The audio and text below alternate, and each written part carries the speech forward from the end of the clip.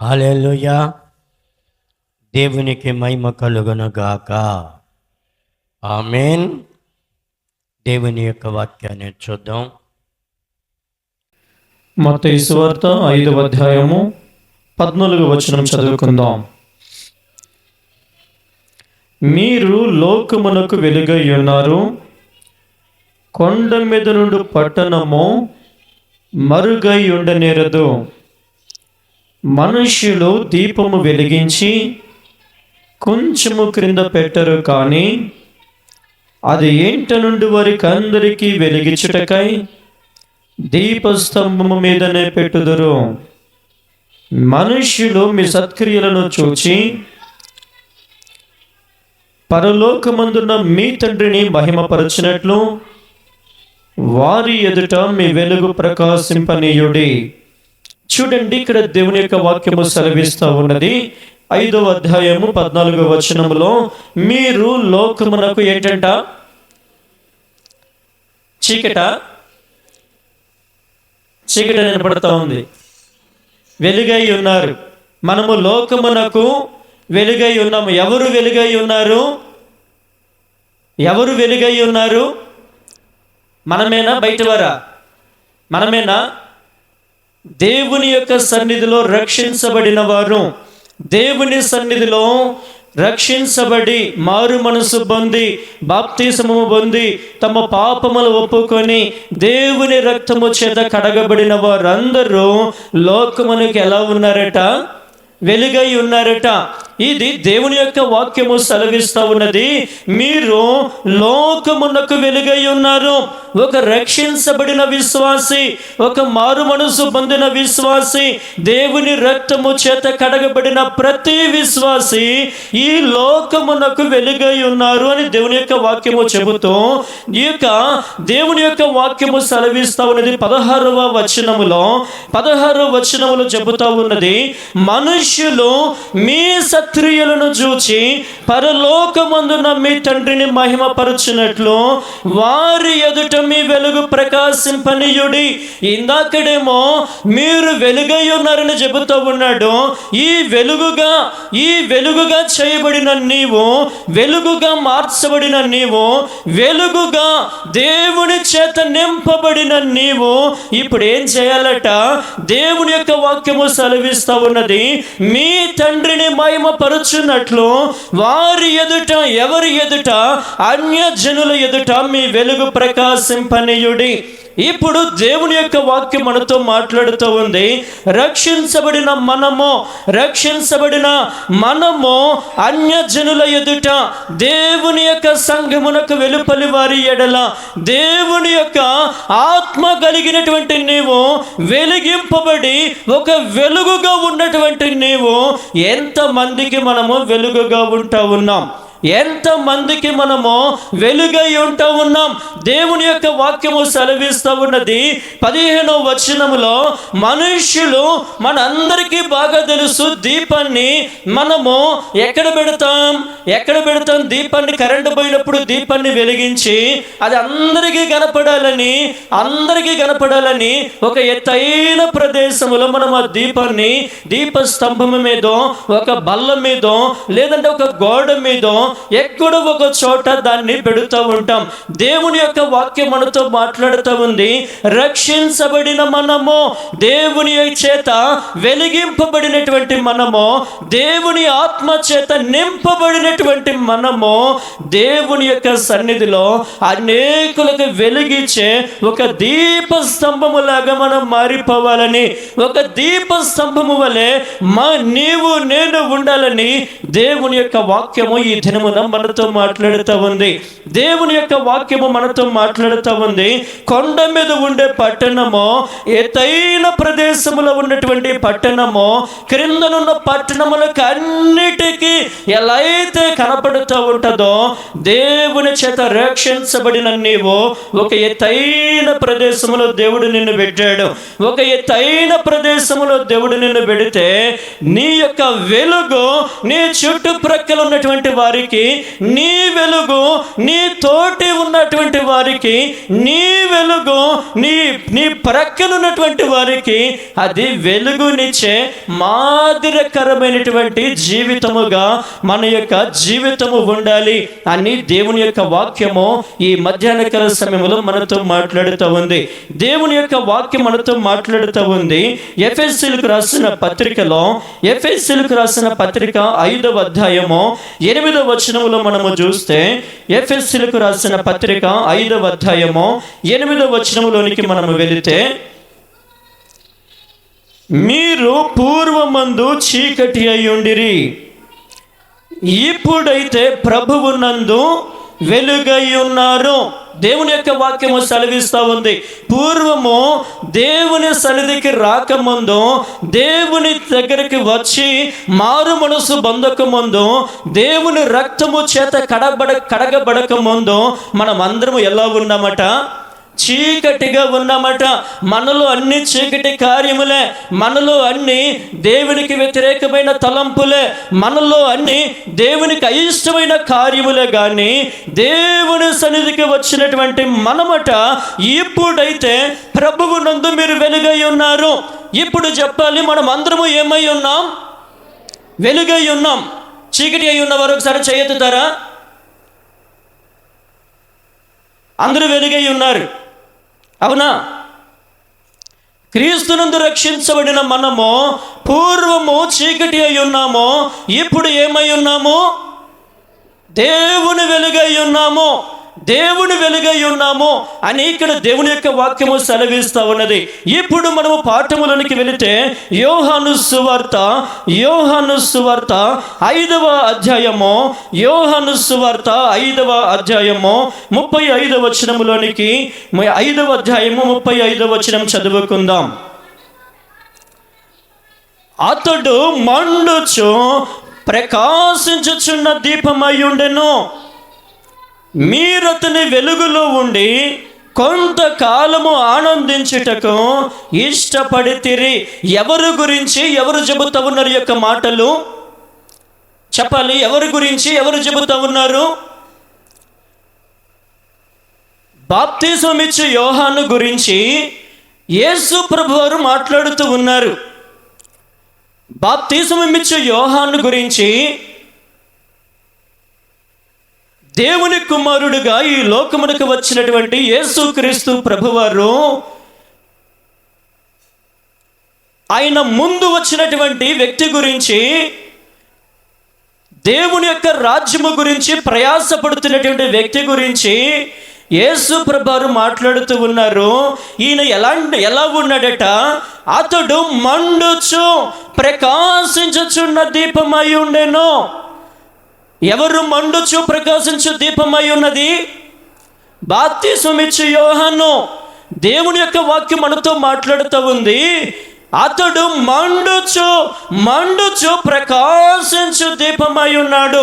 ఇందాక మనం చదువుకునేటువంటి వాక్య భాగము, మనము లోకమునకు ఏమై ఉన్నాము? వెలుగై ఉన్నాము.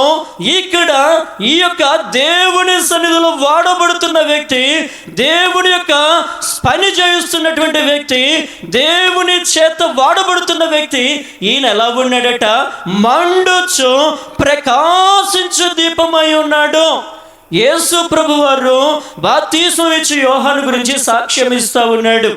ఈయన బాప్తిసం ఇచ్చే యోహాను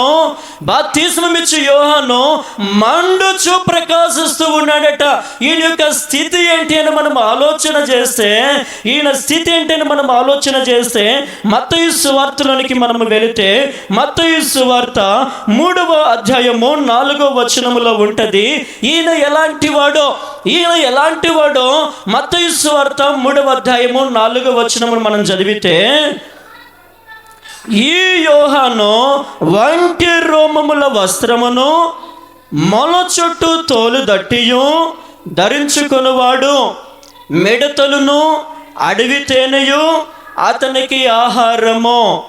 చూడండి, ఇక్కడ దేవుని యొక్క వాక్యము సెలవిస్తూ ఉన్నది. ఈయన గురించి సాక్ష్యము చూస్తేనేమో ఈయన మండుచు ప్రకాశించు దీపమై ఉన్నాడని చెప్పబడుతూ ఉంది. కానీ యొక్క వ్యక్తిని చూస్తేనేమో ఈ వ్యక్తి ఎలా ఉన్నాడట, ఈయన నివాసమేమో అరణ్య ప్రాంతం అయిపోయింది, ఈయన వస్త్రములేమో ఒంటె రోమముతో అయిపోయింది, ఈయన తినే తిండేమో కొండ తేనె మిడతలు ఈయన ఆహారము, సరైన వస్త్రము లేదు. ఆ దినములలో ఒక్కొక్కరు మంచి మంచి వస్త్రములు ధరిస్తూ ఉండేవారు, వెలగలిగిన వస్త్రములు ధరిస్తూ ఉండేవారు. ఈయనకేమన్నా లేక ఆ ఒంట రోమాన్ని కట్టుకున్నాడా? ఈయనకేమీ తినడానికి తిండి లేక మిడతలు తేనెను భుజిస్తూ ఉన్నాడని మనం ఆలోచన చేస్తే అన్నీ ఉన్నాయేమో, కానీ ఇక్కడ దేవుని యొక్క పని నిమిత్తమై ఈయన ఏం చేస్తా ఉన్నాడట, దేవుని చేత వెలిగింపబడి ఈయన వెలుగుచు ప్రకాశించు దీపమై ఉండి ఈయన యొక్క స్థితి ఎలా ఉన్నదంటే, ఈయన ఒంటె రోమముతో చేయబడిన వస్త్రాన్ని ధరించాడు, మొలకేమో తోలు దట్టి కట్టుకున్నాడు, తినడానికేమో మిడతలు తింటా ఉన్నాడు, దొరికినప్పుడు తేనె తింటా ఉన్నాడు. ఈయన ఆహారము. దేవుని యొక్క వాక్యం మనతో మాట్లాడుతూ ఉంది ఈ మధ్యాహ్న కాల సమయంలో. ఈయన జీవితమేమో అరణ్యవాసం అయిపోయి, ఈయన తినడానికి సరైన తిండి లేక, కట్టుకోవడానికి సరైన వస్త్రము లేక, ఒంటె రోమాన్ని ధరించి తోలు దట్టిని కట్టుకుని మిడతలను తింటూ కూడా ఈయన ఎలా ఉన్నాడట, మండుచు ప్రకాశించు దీపములాగా ఉన్నాడట. ఈయన మండుచు ప్రకాశించు దీపములాగా ఉన్నాడట. దేవుని యొక్క వాక్యం మనతో మాట్లాడుతూ ఉంది మధ్యాహ్న కాల సమయంలో. దేవుడు రక్షించబడిన నిన్ను నన్ను ప్రతిదీ మనకు సమృద్ధిగా దయచేస్తూ ఉన్నాడు. ప్రతిదీ సమృద్ధిగా దయచేసి నీకు దేవుని యొక్క రక్షణ భాగ్యాన్ని ఇచ్చి, దేవుని రక్తము చేత కడిగి, దేవుని సన్నిధిలో ఒక మంచి బలమైన వ్యక్తిగా, ఒక వెలుగుగా నిన్ను చేసి, కొండ మీద నుండి పట్టణము వలె, ఒక దీప స్తంభము మీద పెట్టబడిన దీపము వలె దేవుడు నిన్ను నన్ను ప్రతి ఒక్కరిని నిలవబెట్టాడే. అయితే ఆ బాప్తిసమిచ్చు యోహానికి సరైన తిండి లేదు, సరైన వస్త్రము లేదు, సరైన జీవితము లేదు, సరైన పలకరించవా దిక్కు లేదు, ఏమి పట్టించుకున్న నాదుడు లేడు. కానీ ఈయన మండుచు ప్రకాశించే దీపములాగా ఉన్నాడట.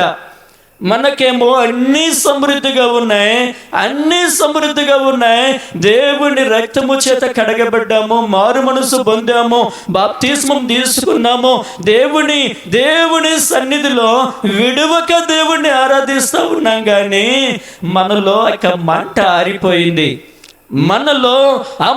ఆరిపోయింది, వెలుగుతూ ఉండవలసిన దీపము, వెలుగై ఉండవలసిన దీపము, వెలుగుతూ ప్రకాశమానముగా ఉండవలసినటువంటి యొక్క దీపము ఆరిపోయిందట. దేవుని యొక్క వాక్యం మనతో మాట్లాడుతూ ఉంది.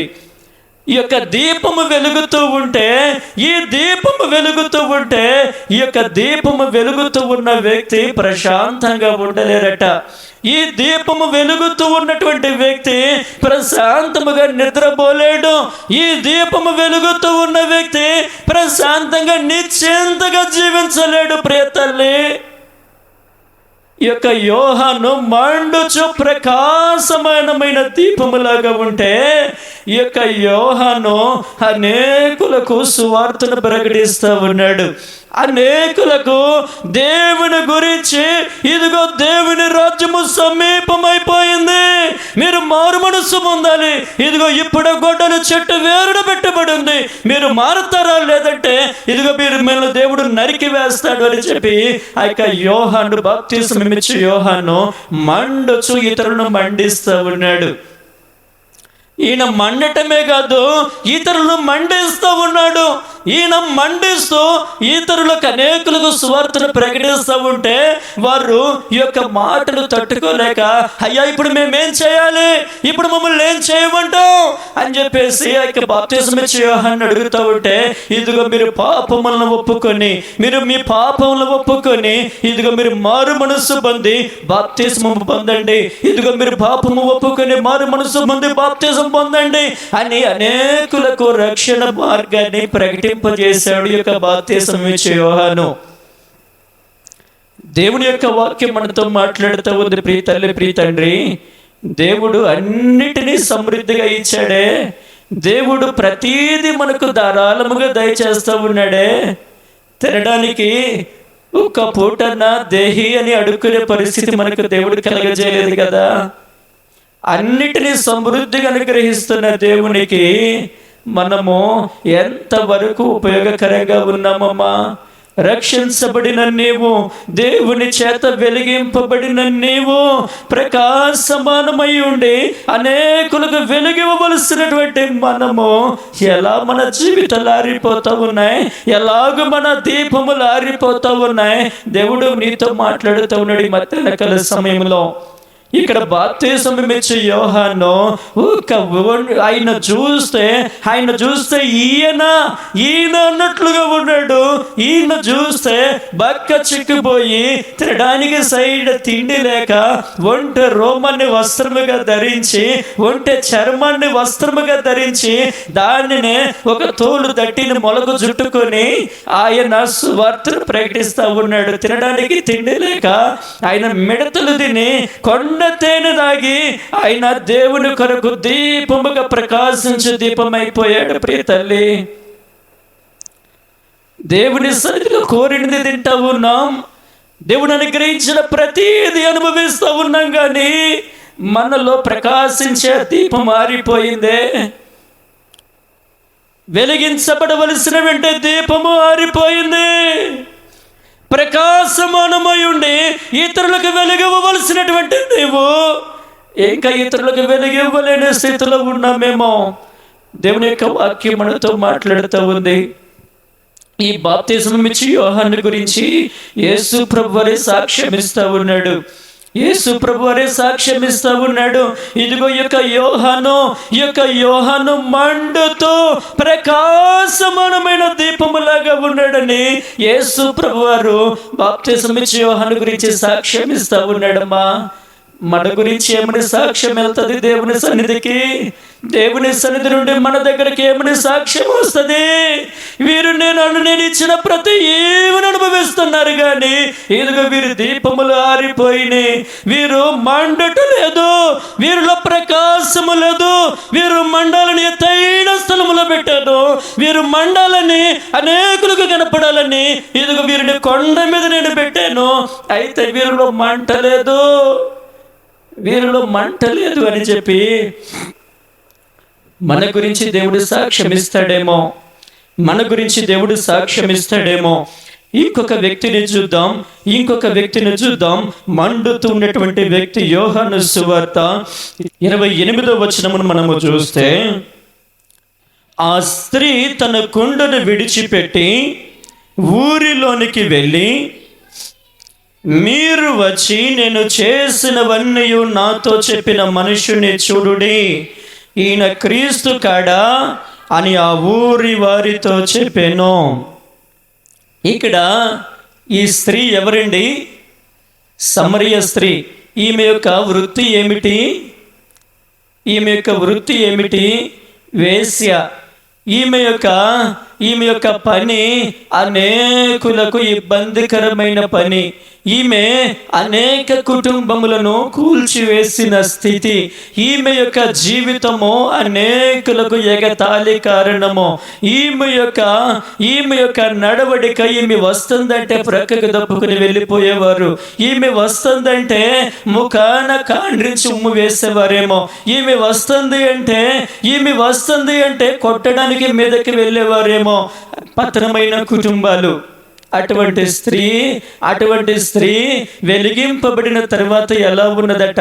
ఆమె కొండను విడిచిపెట్టి ఊరిలోనికి వెళ్ళి ఆమె మాట్లాడుతూ ఉన్నది, మీరు వచ్చి నేను చేసినవన్నీ నాతో చెప్పిన మనుషుని చూపిస్తాను రండి, నాతో చెప్పిన మనుషుని మీకు చూపిస్తాను రండి, ఇదిగో ఈయన క్రీస్తు గాడా, ఈయన మెస్సయ్య గాడా అని ఆ ఊరిలోనికి వెళ్ళి అనేకులకు సాక్ష్యం ఇస్తా ఉన్నదట ఈ యొక్క సమరయ స్త్రీ. ఈమెను చూచినప్పుడు ఇక్కడ ఈ యొక్క వాక్యమును చదువుతూ ఉన్నప్పుడు ఎప్పుడు జరిగినా నాకు ఒక బాధ కలుగుతూ ఉంటది. అయ్యో, ఇంత నీచముగా జీవించిన స్త్రీ వలె కూడా నేను భక్తి చేయటం లేదే.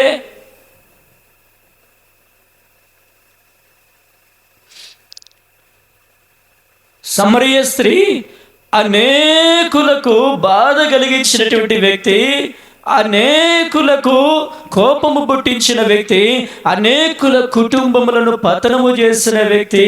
ఈమె వస్తుంది అంటేనే ప్రక్కకు తప్పుకుని వెళ్ళిపోయే ఈమె యొక్క జీవితము, ఈమె వస్తుంది, ఈ బజారు గుండా వస్తుందంటే అమ్మో ఈమె కన్ను మన మీద ఎక్కడ పడుతుందో అని చెప్పి ఈ తప్పుకుని వెళ్ళిపోయే బ్రతుకేమో. దేవుని యొక్క వాక్యము మాట్లాడుతూ ఉంది. ఈమె యేసు ప్రభువుతో మాట్లాడుతూ ఉన్నప్పుడు ఈమె రక్షించబడింది. దేవుని సన్నిధిలో ఈమె పాపములు ఒప్పుకొని ఇప్పుడు ప్రకటిస్తూ ఉంది, ఇదిగో నేను చేసినవన్నీ నాతో చెప్పిన మనుష్యుని చూపిస్తాను రండి, ఇదిగో ఈయన క్రీస్తు గాడా, ఈయన మెస్సయ్య గాడా, ఇదిగో మనం ఎదురు చూసేది ఈయన కొరకు కాదని చెప్పి ఈమె లోకములోనికి వెళ్ళి ఈమె అనేకులను వెలిగిస్తూ ఉన్నది. ప్రియ తల్లి, దేవుని యొక్క వాక్యం మనతో మాట్లాడుతూ ఉంది. కనీసము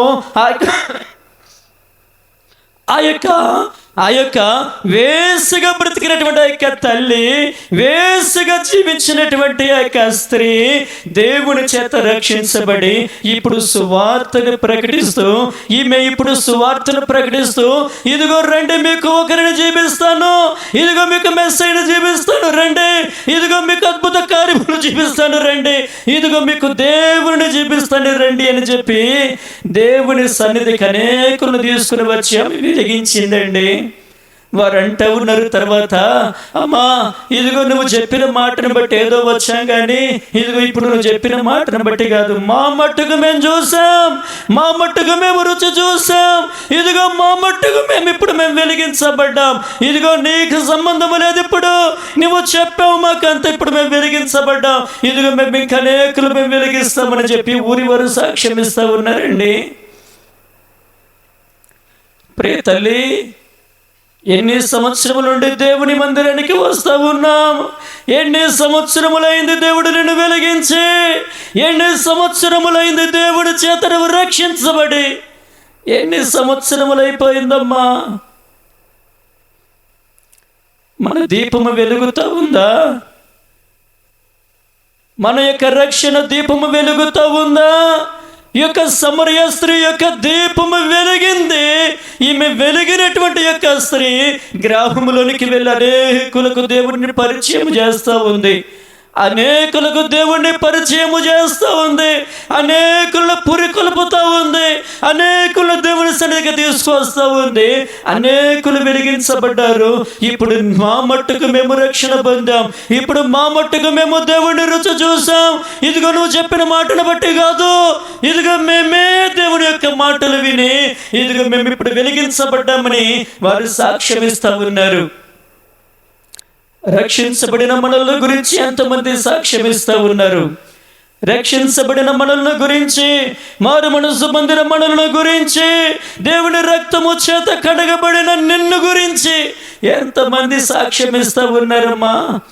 ఇదిగో ఈ వ్యక్తిని బట్టి నేను రక్షించబడ్డాను, ఇదిగో ఈ వ్యక్తిని బట్టి నేను దేవుని మందిరానికి వచ్చాను, ఇదిగో ఈ వ్యక్తిని బట్టే దేవుడు నాకు పరిచయం అయ్యాడు, ఇదిగో ఈ వ్యక్తే నేను మారడానికి కారణమని మనల గురించి ఎంతమంది సాక్ష్యం ఇస్తూ ఉన్నారు. తినడానికి తిండి లేని వ్యక్తి గురించి, కట్టుకోవడానికి వస్త్రము లేని వ్యక్తి గురించి యేసు ప్రభువు సాక్ష్యం ఇస్తూ ఉన్నారు. అనేకులకు మారు మనసు ప్రకటింపజేశాడు, అనేకులకు బాప్తిస్మం ఇచ్చాడు. ఆ యొక్క బాప్తిస్మం ఇచ్చే యోహాను చీదరి బ్రతుకు, అందరి చేత తృణీకరించబడిన బ్రతుకు, వెలివేయబడిన బ్రతుకు, ఒంటరిగా ఎక్కడో ఊరి బయట నివసిస్తున్నటువంటి ఈ యొక్క ఎందుకు పనికిరాని ఈ యొక్క తల్లి విషయములో ఈమె వెలిగించబడి ఇప్పుడు గ్రామములోనికి వెళ్ళి సువార్తను ప్రకటిస్తూ ఉన్నది. ఆమె యొక్క వృత్తిని బట్టి ఆమె ఊరి వెలుపల ఎక్కడో ఉండే వ్యక్తి, గ్రామములోనే ఉంటా ఉన్నాం, ప్రజల మధ్యలోనే ఉంటానే ఉన్నాం, దేవుని సంఘములో రక్షించబడిన వ్యక్తిగానే కొనసాగుతూ ఉన్నాం. కానీ మన దీపము ఆరిపోయిన స్థితిలో ఉన్నదేమో. మన దీపము ఆరిపోయిన స్థితిలో ఉండి ఎవరికి సువార్తను ప్రకటించలేక దేవునికి అయిష్టమైన కార్యముల్లోనికి మనం వెళ్ళిపోతూ ఉన్నామేమో. దేవుని యొక్క వాక్యం మనతో మాట్లాడుతూ ఉన్నది. ఈ యొక్క స్త్రీ దేవుని యొక్క సన్నిధిలో వెలిగించబడి అనేకులకు మాదిరికరమైపోయింది. ఈ యొక్క సమరయ స్త్రీ అనేకులను క్రీస్తు వద్దకు నడిపించినది, అనేకులకు దేవుని యొక్క రక్షణ సువార్తను ప్రకటించింది. ఈ యొక్క సమరయ స్త్రీ దేవుని యొక్క సన్నిధిలో దేవుని యొక్క వాక్యం మనతో మాట్లాడుతూ ఉంది. యెషయా గ్రంథములోనికి మనం వెళితే ఇంకొక వ్యక్తి గురించి చూద్దాం. యెషయా గ్రంథములోనికి మనం వెళితే యెషయా గ్రంథము 41వ అధ్యాయము 14వ వచనం చదువుకుందాం. పురుగు వంటి యాకోబు, స్వల్ప జనమగు ఇశ్రాయేలు, భయపడకుడి, నేను మీకు సహాయము చేయుచున్నాను అని యెహోవా సెలవిచ్చుచున్నాడు. నీ విమోచకుడు ఇశ్రాయేలు పరిశుద్ధ దేవుడే. ఎవరి గురించి యొక్క మాట ప్రకటించబడుతూ ఉన్నది? యాకోబును దేవుడు ఏమని పిలుస్తూ ఉన్నాడు? పురుగు వంటి యాకోబు అని పిలుస్తూ ఉన్నాడు. పురుగు వంటి యాకోబు అంటే, పురుగు అంటే బలమైనదా బలహీనమైనదా? బలహీనమైనది. పురుగు ఎందుకు పనికిరానిది? ఈ పురుగు పంటను తినివేసే పురుగు. ఈ పురుగు నాశనము చేసే పురుగు. ఈ పురుగు ఊరికినే చెప్పుతో దొక్కితే చితికిపోయే పురుగు. అంటే యాకోబుని దేవుడు దేనితో పోల్చాడు? ఒక పురుగుతో పోల్చాడు. పురుగుతో పోల్చాడు అంటే ఈ యొక్క యాకోబు యొక్క పరిస్థితి అలాంటిది, యాకోబు యొక్క స్థితి అలాంటిది. దేవుని యొక్క సన్నిధిలో ఈ యొక్క యాకోబును దేవుడు పురుగుతో పోలుస్తూ ఉన్నాడు. అంటే పురుగు ఎవరికి ప్రయోజనకరము కాదు. పురుగు నాశనానికి, చీడ పీడలకు గుర్తుగా యొక్క పురుగును చూస్తూ ఉంటాం. ఈ పురుగును ఏ సందర్భంలోనైనా చంపడానికి చూస్తాం, కానీ దాన్ని బ్రతికించడానికి ఎవరు ఆలోచన చేయరు. పొలము పంటలో పడితే పురుగు పడిందని చెప్పి దానికి చావడానికి విపరీతమైన మందులు కొడతారు. ఒక చిన్న పురుగు మన ఇంటిలోనికి వచ్చిందంటే, అమ్మో ఇది పిల్లల్ని ఎక్కడ కుట్టుద్దు అని చెప్పి దాన్ని చంపేస్తారు. ఈ పురుగు మన మొక్కలకు పట్టిందంటే ఈ మొక్కను నాశనము చేసేస్తుంది ఈ పురుగు అని చెప్పి దాన్ని ఏరి వెతికి మరీ దాన్ని పట్టుకుని కింద వేసి చెప్పుతో చంపేస్తారు. అటువంటి బలహీనమైన పురుగుతో యాకోబును పోలుస్తూ ఉన్నాడు దేవుడు. అటువంటి బలహీనమైన పురుగుతో యాకోబును పోలుస్తూ ఉన్నాడు దేవుడు. దేవుని యొక్క సంఘమా, దేవుని యొక్క సన్నిధిలో ఈ మధ్యాహ్న కాల సమయంలో ఈ పురుగు వంటి స్థితిలో ఎంతమంది మన మధ్యలో ఉన్నారో తెలియదు కానీ ఒంటరి జీవితముతో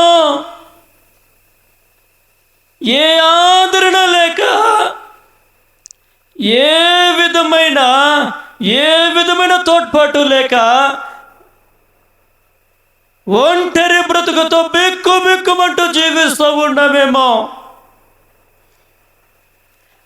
ఎవరికి ప్రయోజనకరము లేని స్థితిలో ఎందుకు బ్రతుకుతున్నామో కూడా తెలియని స్థితిలో బ్రతుకుతూ ఉన్నామేమో. ఈ యొక్క యాకోబు యొక్క పరిస్థితి కూడా అలాంటిదే. పురుగు, అందరూ చేదరించుకునే పురుగు, అందరికీ ఇష్టమైన పురుగు, అందరికీ ఎన్నిక లేని పురుగు, ఎక్కడ కనపడితే దాన్ని అక్కడ చంపుదామని ప్రయత్నము చేసే ఈ పురుగుతో దేవుడు అంటూ ఉన్నాడు, ఈ పురుగు దేవుని సన్నిధిలో వెలిగించబడింది. ఈ పురుగు దేవుని సన్నిధిలో వెలిగించబడిన తర్వాత ఈ పురుగు దేవునితో పెనుగులాడుతూ ఉన్నది, దేవునితో పెనుగులాడుతూ ఉంది. ప్రభా, మీరు నన్ను దీవిస్తేనే ఇప్పటి వరకు నేను ఒంటరి బ్రతికానయ్యా, ఇప్పటి వరకు నేను అనాథగా జీవించానయ్యా, ఇప్పటి వరకు ఎవరికి ప్రయోజనకరముగా బ్రతకలేదయ్యా. ఎవరు చూసినా చేదరించుకోవడమే, ఎవరు చూసినా తృణీకరించడమే, ఎవరు చూసినా ఇదిగో వీడా అంటమే, లెక్కలేని తనము, పురుగు లాంటి స్థితి. ఇదిగో పలానా వ్యక్తి అంటే వారా చి, ఇదిగో ఫలానామే అంటే అమ్మ వల్ల ఉపయోగం లేదు. బంధువులలో, స్నేహితులలో, రక్త సంబంధులలో, కుటుంబములో ఎన్నిక లేని స్థితిలో ఉన్నావేమో, ప్రయోజనకరము లేని స్థితిలో ఉన్నావేమో. దేవుడు మాట్లాడుతూ ఉన్నాడు, పురుగు వంటి యాకోబు, స్వల్ప జనమగు ఇశ్రాయేలు, నువ్వు భయపడొద్దు. దేవుని చేత రక్షించబడిన నీవు, దేవుని చేత వెలిగింపబడిన నీవు, దేవుడు నిన్ను ప్రకాశమానముగా ఉండాలని ఎత్తైన స్థలములో నిన్ను పెడితే ఇంక నువ్వు ఒంటరి జీవితంతోనే మనం అల్లాడుతూ ఉన్నామేమో.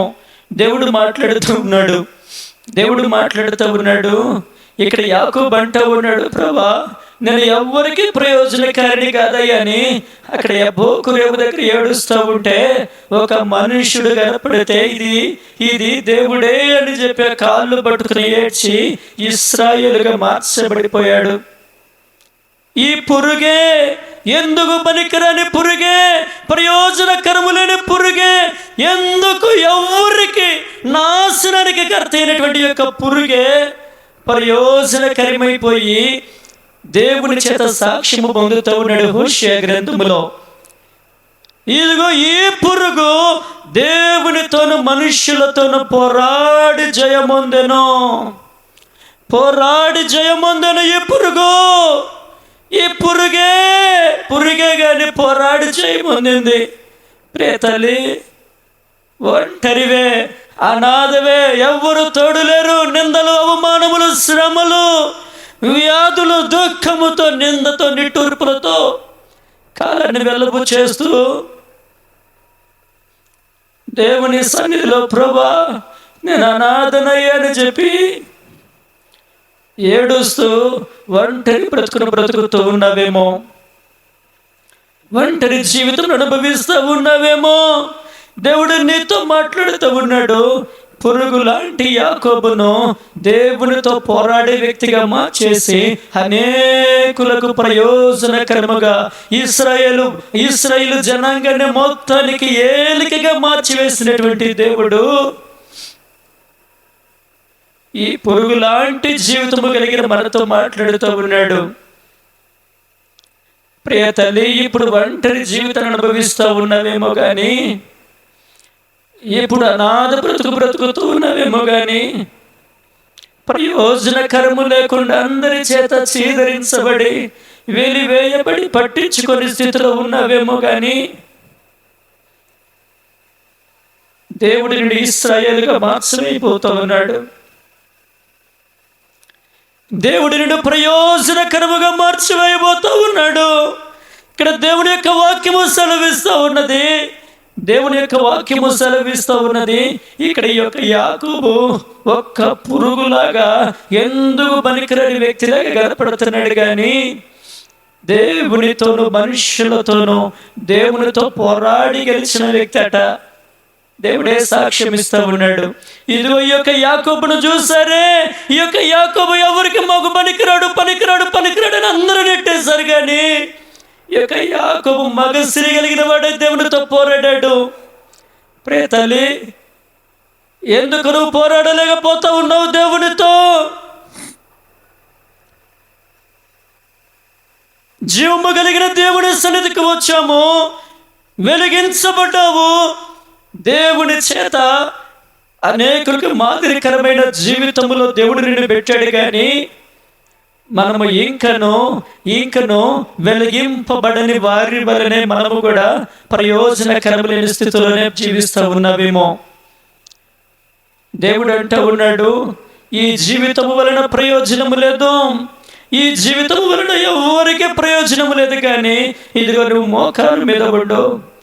మోకాళ్ళ మీద ఉండి దేవుని సన్నిధిలో యాకోబు పెనుగులాడినట్లుగా నువ్వు పెనుగులాడు.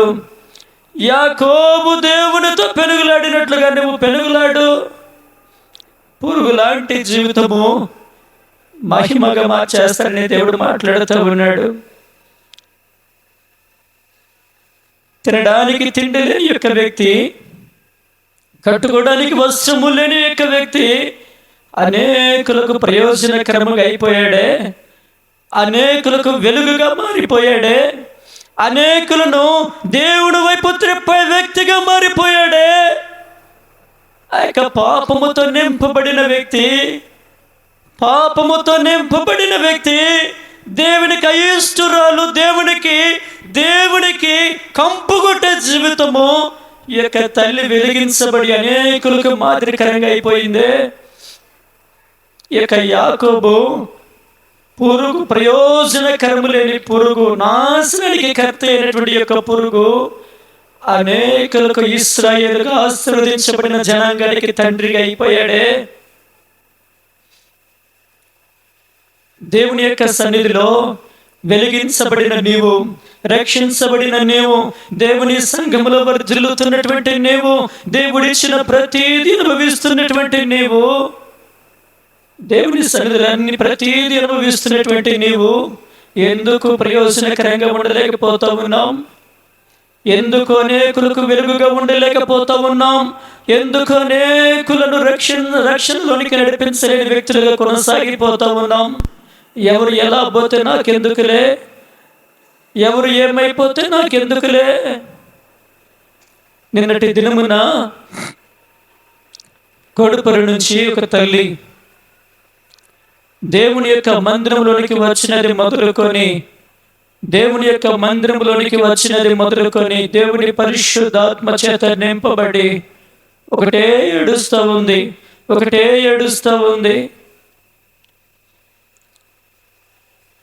ఆమె బయట కూర్చోబెట్టి ఏంటమ్మా అని ప్రక్కనున్నటువంటి ఒక తల్లి ఇంకొక తల్లి అడుగుతూ ఉంటే మాట్లాడుతూ ఉంది, ఇశ్రాయేలు నా ప్రజలు నశించిపోతూ ఉన్నారు, ఇశ్రాయేలు నా జనాంగం నశించిపోతూ ఉంది. ఇదిగో దేవుణ్ణి ఎరిగిన బిడ్డలు నశించిపోతూ ఉన్నారు. వారు సరైన భక్తి జీవితము లేక వారు పాడైపోతూ ఉన్నారు. అయ్యో, వారి రక్షణ కొరకు నాకు వేదనగా ఉంది, వారు పాడైపోతూ ఉన్నారు, నాకు బాధగా ఉన్నది అని చెప్పాక తల్లి ఏడుస్తూనే ఉన్నది.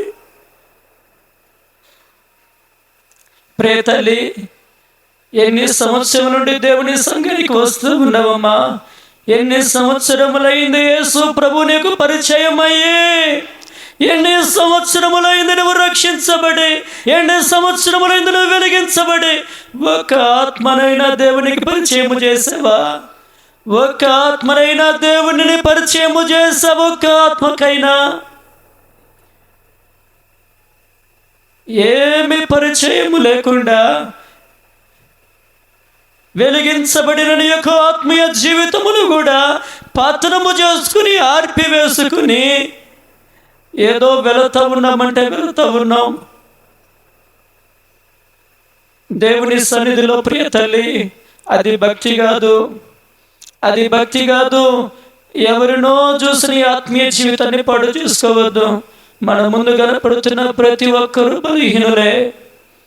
మన ముందు కనపడుతున్న ప్రతి వ్యక్తి బలహీనురాలే, బలహీనుడే. దేవుని వైపు చూడాలి. దేవుని వైపు మనము చూస్తే దేవుడు మనల్ని ఉన్నతమైన స్థానంలో దేవుడు నిన్ను నన్ను నిలవబెడతాడని దేవుని యొక్క వాక్యం మనతో మాట్లాడుతూ ఉంది. నేను గత సంవత్సరములలో ఎముకలలో అగ్ని, ఆయన ఆఫ్రికా దేశములో ఒక నిరుపేద కుటుంబానికి ఆ కుమారుడు జన్మించాడు. పుట్టిన దగ్గర నుంచి వ్యాధులే, పుట్టిన దగ్గర నుంచి బలహీనతలే. తండ్రి ఎన్నో మరులు హాస్పిటల్కి తీసుకుని వెళ్ళి ఆ కుమారుడికి చికిత్స చేపిస్తూ ఉన్నాడు, బాగవుతూ ఉన్నాడు, ఇంటికి తీసుకుని వస్తూ ఉన్నారు. అలా కొన్నిసార్లు అయిపోయిన తర్వాత మరలా జబ్బు పడిపోతూ ఉంటే ఆ యొక్క కుమారుణ్ణి వీడికి పెట్టడానికి నా దగ్గర స్తోమత లేదు, వీడిని చూడటానికి నా వల్ల కాదు, ఇదిగో వీడే దరిద్రం, వీడు పుట్టిన దగ్గర నుంచి వీడికి జబ్బే, వీడు పుట్టాడు నా కుటుంబం పతనం అయిపోయింది, వీడు పుట్టాడు నా దగ్గర చిల్లిగవ్వ లేకుండా పోయింది, ఇదిగో వీడు పుట్టాడు నా జీవితం నాశనం అయిపోయిందని చెప్పి ఆ తల్లితో పోరాడి, భార్యతో పోరాడి వీడిని అర్జెంటుగా తీసుకెళ్ళి పెంట కుప్పల మీద పడే, వీడిని అర్జెంటుగా తీసుకువెళ్ళి ఆ చెత్త కుప్పలో పడే అని చెప్పేసి ఆ యొక్క తల్లితో ఆ యొక్క భార్యతో చెబుతూ ఉంటే ఆ యొక్క భార్యకి ఏమాత్రం మనసు అంగీకరించలా. ఎంత అనారోగ్యగ్రస్తుడైనా, ఎంత బలహీనుడైనా తన బిడ్డలను తల్లి పోగొట్టుకోదు. ఈ తల్లి అలాగే కొన్ని దినములు ఆ యొక్క కుమారుడిని దాచిపెట్టి ఆ యొక్క కుమారుడిని పోషిస్తూ ఉన్నది. అయితే దాన్ని చూసినటువంటి తండ్రి, నువ్వు ఉండే లెక్కైతే కుమారుడిని తీసుకువెళ్ళి చెత్త కుప్పలో పడే, లేదంటే నువ్వు కూడా అవసరం లేదు అని చెప్పేసి ఆ యొక్క కఠినముగా మాట్లాడేస్తే ఆ యొక్క కుమారుడిని పట్టుకునే ఆ యొక్క తల్లి వేరే ఊరు వెళ్ళిపోయింది. ఆ యొక్క కుమారుడిని తీసుకొని వేరే ప్రాంతం వెళ్ళిపోయి దేవుని యొక్క మందిరంలో పడేసి ఏడుస్తూ ఉన్నది. దేవుని యొక్క మందిరంలో పడేసి ఏడుస్తూ ఉంటే దేవుని చేతులకు అప్పగించిన ఆ యొక్క కుమారుడిని దేవుని చేతులకు అప్పగించిన తర్వాత సంఘంలో ఉన్న వ్యక్తులు ఆ యొక్క కుమారుని యొక్క బాధ్యతను తీసుకొని బాగు చేయించి ఆ యొక్క కుమారుడిని వారి మధ్యలో పెంచుకుంటూ ఉన్నారు. ఆ యొక్క కుమారుడిని వారి మధ్యలో పెంచుకుంటూ ఆ యొక్క కుమారునికి నూరు పోస్తూ ఉన్నారు. ఆ యొక్క అనాథ బాలునికి ఆ యొక్క తల్లి కూడా తర్వాత చనిపోయింది. ఒక్కడే ఆ మందిరంలో పెరుగుతూ ఆ యొక్క ఆ సంఘస్థుల మధ్యలో పెరుగుతూ ఉన్నప్పుడు ఆ యొక్క సంఘస్థులు వీరికి ఈ యొక్క కుమారునికి నూరు పోస్తూ ఉన్నారు.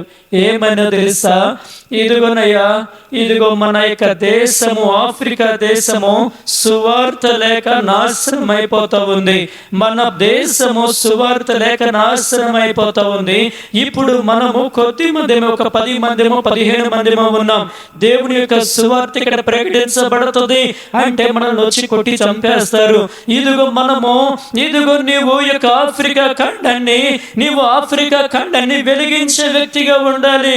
ఇదిగో యొక్క ఆఫ్రికా ఖండాన్ని నీవు దేవుని యొక్క రాజ్య పనికై ఈ యొక్క ఆఫ్రికా ఖండాన్ని నీవు వెలిగించే వ్యక్తిగా ఉండాలి అని చెప్పాక కుమారునికి నూరు పోస్తూ ఉన్నారు. నూరు పోస్తూ ఉన్నాడు. ఈ యొక్క కుమారుడు పెద్దయ్యాడు. ఈ యొక్క కుమారుడిని వీరందరూ కలిపి, సంఘ పెద్దలందరూ కలిపి ఆ యొక్క అనాథ బాలుడిని అమెరికా పంపించి దేవుని యొక్క సువార్త ట్రైనింగ్ ఇప్పిస్తూ ఉన్నారు. దేవుని యొక్క సువార్త ట్రైనింగ్ ఇప్పిస్తూ ఉంటే అతనిలో మంట మొదలైంది. ఏమన్నాయో, నేను ఇక్కడ నిశ్చింతగా ఉన్నాను, ఇదిగో నేను ఇక్కడ నిశ్చింతగా ఉన్నాను, నా ఖండము నాశనం అయిపోతూ ఉంది, నా యొక్క గ్రామము నాశనం అయిపోతూ ఉంది. ఇదిగో నేను వెలిగించబడింది, ఇదిగో నేను బ్రతికించబడింది, ఇదిగో నేను రక్షించబడింది, ఆఫ్రికా ఖండాన్ని వెలిగించబడడానికి అని చెప్పి అతనిలో మంట మొదలయ్యి అమెరికాలో ఏడుస్తూ ఉన్నాడు. ప్రభా, ఇదిగోనయ్యా నా దేశము నాశనం అయిపోతుందయ్యా, ఆ యొక్క ఖండము చీకటిగా అయిపోతుంది ప్రభా, ఆ యొక్క చీకటి ఖండమునకు రెండు వెలుగుగా చేయండి అని చెప్పి ప్రతి దినము వెళితే ఆ యొక్క బైబిల్ ట్రైనింగ్ లో కూర్చోవటం, బైబిల్ ట్రైనింగ్ అవగానే మరలా వచ్చి తన గదిలో కూర్చుని మోకరించి దేవుని సన్నిధిలో దేవుని పాదాలు పట్టుకుని గోజరెట్టమే. ఈయన ఏడ్చి దేవుని యొక్క సన్నిధిలో ఎన్ని సంవత్సరములు ఆ ట్రైనింగ్ లో ఉన్నాడో అన్ని సంవత్సరములు ఏడుస్తూనే ఉన్నాడు. ట్రైనింగ్ అయిపోయి ఇప్పుడు ఆఫ్రికా ఖండానికి మరలా తిరిగి వస్తాడని, ఇదిగో పలానా సమయంలో వస్తాడని లెటర్ రాశాడు సంఘస్థులకు రాసిన సంఘస్థులందరూ ఇదిగో మనం పంపించినటువంటి యవనస్తుడు ప్రయోజనకరమయ్యాడు. ఇదిగో బైబిల్ ట్రైనింగ్ అయిపోయింది, ఇక మనకు సువార్త విరివిగా ప్రకటించబడుతుంది, ఇదిగో మనము ఆయనకి ఇలాగూ స్వాగతం ఇవ్వాలి అని చెప్పి అందరూ ఎయిర్పోర్ట్కి వెళ్ళి అక్కడ నిలబడ్డారట. ఈయనకి స్వాగతం చెబుదామని. ఈయన ఫ్లైట్ రానే వచ్చింది, ఫ్లైట్ దిగి వస్తూ ఉంటే ఎదురుగా పరిగెత్తుకుంటా ఒక పెద్ద విశ్వాసి, ఒక సంఘ పెద్ద వెళ్ళి, అయ్యా బాగున్నారా అని చెప్పి షేక్ హ్యాండ్ ఇద్దామని చెప్పేసి ఆయనకి చెయ్యి ఇవ్వగానే కరెంట్ షాక్ తగిలిన వ్యక్తిలాగా ఈయన ఎగురుతూ దేవుని యొక్క సన్నిధిలో పరిశుద్ధాత్మ పూర్ణుడైపోయాడట. సరే ఏంటి ఇలా అయిపోయిందని చెప్పి ఇంకా మిగిలిన వారు వెళ్ళి, అయ్యా ఈ బ్యాగ్ పట్టుకుందామని లగేజ్ పట్టుకుంటే ఆయన చెయ్యి తగిలితే చాలు దేవుడి పరిశుద్ధాత్మ ఒక్కొక్కరినే తాకుతూ ఉంది. ఆయన చెయ్యి తగిలితే చాలు దేవుని ఆత్మ వారిని నలగగొట్టేస్తూ ఉన్నది. దేవుని సన్నిధిలో ఆ యొక్క వ్యక్తి గొప్ప ఆఫ్రికా ఖండంలో, గొప్ప ప్రపంచంలో, ఆ యొక్క ఆఫ్రికా ఖండంలో గొప్ప విప్లవాన్ని తీసుకుని వచ్చాడు, సువార్త విప్లవాన్ని తీసుకుని వచ్చాడు. ఆ యొక్క వ్యక్తి ఆఫ్రికా ఖండాన్ని, చీకటి ఖండాన్ని దేవుని సన్నిధిలో వెలుగుమయంగా చేసేసాడు. ఎవరు పెంట కుప్పల మీద పడి వేయబడినటువంటి ఒక చిన్న అనాథ బాలుడు ఆఫ్రికా ఖండాన్ని వెలిగించేస్తే దేవుని సన్నిధిలో అన్ని విషయముల్లో ఘనముగానే చూడబడ్డావు, అన్ని విషయముల్లోనే ఘనముగానే ఎంచబడ్డావు. ఎవరికి ప్రయోజనకరంగా ఉన్నావమ్మా? ఎవరికి ప్రయోజనకరంగా ఉంది మన భక్తి జీవితము? ఎవరికి వెలుగుకరంగా ఉంది మన జీవితము? ఎవరికి ప్రయోజనకరముగా ఉంది మన ప్రతి జీవితము? దేవుని సన్నిధిలో ప్రయోజనకరంగా మారుదామా? దేవుని సన్నిధిలో వెలిగించబడిన నీవు ప్రకాశమానమై వెలుగుతూ ఉండు, దీపములాగా ఉండాలని దేవుడు నీ విషయమైన తలస్తూ ఉంటే నువ్వు ఇంకా వెలిగింపబడలేని స్థితిలోనే, ఎందుకు పనికిరాని స్థితిలోనే, అదే స్థితిలో ఇంకా కుమిలిపోతూ వచ్చి వెళ్ళిపోయే స్థితిలో ఉంటే ప్రయోజనం లేదు. ప్రియతల్లి, దేవుని సన్నిధిలో మోకరిద్దామా? దేవుని సన్నిధిలో ప్రతి ఒక్కరూ మోకరించి నువ్వు వెలుగుతూ ప్రకాశమానమైన దీపము వలె ఉండాలని దేవుడు ఆలోచన చేస్తూ ఉంటే ఒక అనాథ బాలుడు ద్వారా, ఒక పెంట కుప్ప మీద పడవేసినటువంటి బాలుడు ద్వారా ఆఫ్రికా ఖండం వెలిగించబడిందమ్మా. ఇదిగో నీ ద్వారా ఏమి వెలిగించబడింది ప్రియతల్లి? నీ వలన ఏమి వెలిగించబడింది? ఎవరు మారారమ్మా? దేవుడి సన్నిధిలో ప్రార్థన చేద్దామా? నువ్వు తెరిచి ప్రార్థన చేద్దామా? దేవా, మీ సన్నిధికి నేను రక్షించబడి ఇన్ని సంవత్సరాలు అయిందయ్యా, నేను వెలిగించబడి ఇన్ని సంవత్సరాలైంది ప్రభా. దేవా, నాలో మాదిరికరమైన జీవితం లేదయ్యా. దేవా, నేను అనేకులు వెలిగించలేని స్థితిలో ఉన్నానయ్యా. దేవా, నాకన్నా సమరయ స్త్రీ బెటర్ అయ్యా, నాకన్నా సమరయ స్త్రీనే. దేవా, నాకన్నా సమరయ స్త్రీనే బెటర్ అయ్యా. దేవా, నా వలన ప్రయోజనము లేదయ్యా. యేసయ్యా, నా వలన ప్రయోజనము లేదయ్యా. ప్రియ తల్లి, నీ దీపం మారిపోయిందా? దేవుని చేత వెలిగించబడిన నీ దీపము, రక్షించబడిన నీ దీపము, అనేకులకు ప్రయోజనకరంగా ఉండవలసినటువంటి నీ యొక్క జీవితము. తినడానికి తిండి లేదు, కట్టుకోవడానికి వస్త్రములు లేవు, కానీ సాక్ష్యము పొందుతూ ఉన్నాడు. ఇదిగో ఈ యొక్క యోహాను మండుచు ప్రకాశించు దీపమై ఉన్నాడు. ప్రియ తల్లి, నీ మంట ఎక్కడమ్మా? ప్రియ తండ్రి, నీ మంట ఎక్కడా? రక్షించబడిన నీ జీవితము, రక్షించబడిన నీ భక్తి జీవితము చీకటిమయమైపోతూ ఉందా? చీకటి స్థితిలోకి వెళ్ళిపోతూ ఉన్నావా? ప్రియ తల్లి, దేవుడు నిన్ను హెచ్చరిక చేస్తూ ఉన్నాడు. దేవుడు నిన్ను హెచ్చరిక చేస్తూ ఉన్నాడమ్మా. దేవుడు నిన్ను హెచ్చరిక చేస్తూ ఉన్నాడు. నువ్వు కొండ మీద నుండి పట్టణము వలె ఉండాలని, నువ్వు దీపస్తంభం మీద ఉండాలని దేవుడు నిన్ను పెట్టాడు. కానీ నీలో వెలుగు ఆరిపోయిందేమో, నీలో దీపం ఆరిపోయిందేమో. ప్రియ తల్లి, ప్రభువా, నా ఆత్మీయ దీపాన్ని వెలిగించండి అయ్యా. ప్రార్థన చేసుకుందాం.